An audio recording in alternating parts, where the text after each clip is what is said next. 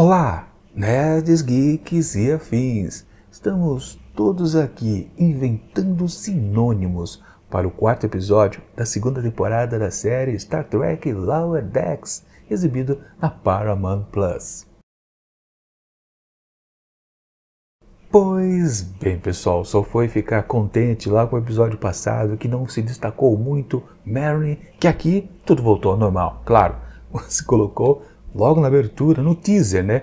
Sempre falo errado, né? No teaser, antes da abertura, uma situação onde a Mary está deitando e rolando em cima dos dois manés, homens, machos, opressores. As mulheres precisam ser poderosas, fortes, lutam bem para burro, né? Enfim, estão lá, né, naquela situação de treino, daquela luta super esquisita, né? Enfim,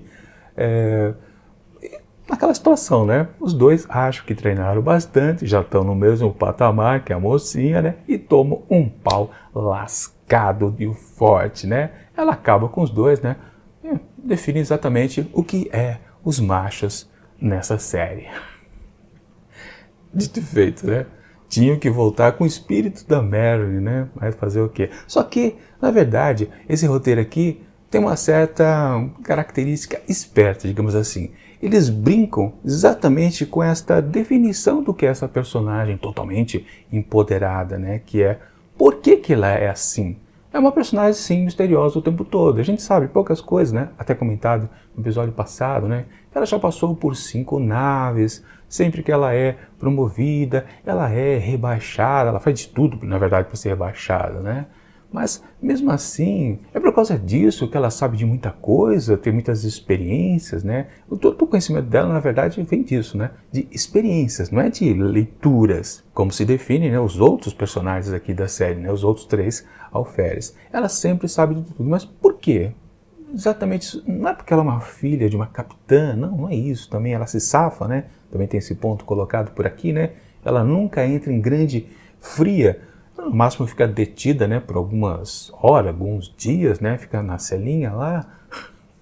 Mas ela se dá bem no final. Mas por quê? Pois é, aí que pinta o buchicho, a fofoca, ali pelo barman, que diz, né, não, ela é uma infiltrada, uma agente especial, seção 31, aquelas coisitas, né, isso explica tudo. Bom, pelo menos é o que o Boiler o Rutherford acabam acreditando, né? E se desenvolve então exatamente essa situação deles estarem até com medo dela. Como assim? Uma agente infiltrada? E a gente pensando que era nossa amiga. E naquelas, né? Eles meio que percebem, caramba, ela não é amiga de ninguém, só está nos usando. Pois é. Mas enfim, quando se vai tirar a prova disso? Aí vem a missão da vez, desta semana, que é exatamente, né, ir até um certo planeta fazer uma pesquisa, que como a capitã define, é apenas um servicinho de zoonose, né? Eles vão verificar se tem lá uma espécie, o mugato. Pois é, que é aquele ser estranho, parece um gorila com um chifre na cabeça, um chifre de rinoceronte, né? Uma mistura de gorila com rinoceronte branco, para ser mais preciso, né? É uma figura, claro, bem conhecida lá dos tempos antigos, né? Mas o que vale, sim, é que é um motivo de estar numa situação perigosa. E aí, sim, no campo ali, no grupo avançado, melhor dizendo, né? Quem está no comando dessa vez é de volta o antigo chefe de segurança. Mas não, ele não está ali como o oficial chefe de segurança. Digamos que é agora apenas um auxiliar, né? Mas ele está ali, comandando a missão em questão. Eles vão lá para o planeta, né? Bom, história rolando, perigos acontecendo, se descobre que quem está ali provocando problemas são ferengues, e aqueles ferengues mais antigos, aqueles primeiros apresentados lá na primeira temporada da Star Trek A Nova Geração. Não os ferengues tipo Quark, né, que são aqueles caras mais espertos, digamos assim, né, mais, né, de olho no din-din. Na verdade, depois, no final do episódio, uma coisa se soma à outra, para falar a verdade. Mas, de qualquer forma, ali, naquele contexto tenso, né, ainda se desenvolve um pouco da história da Mary com os dois manés ali presentes. Enquanto isso, né, um dos caras que estava ali negociando com os Ferengi, ele acaba saindo do planeta, vê que o negócio começa a ficar apertado, justamente quando todos os mugatos são soltos ali e começam a atacar, né?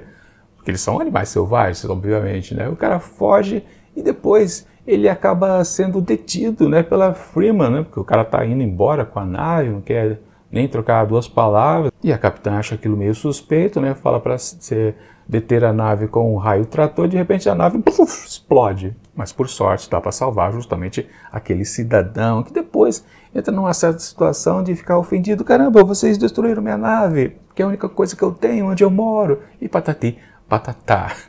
Vem aquele desenrolar dessa linha narrativa também, que faz com que a Freeman fique completamente, caramba, fiz burrada, né? Ela acaba dando uma nave auxiliar para ele, para compensar a perda da nave, e o cara meio que aproveita a situação ali, que ela tá tentando não levar uma comida de rabo do almirantado.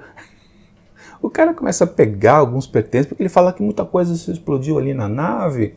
Você não pode dar aqueles objetos, né? Aquelas cacarecos que ela tem ali na sala do capitão, da sala de capitania, né?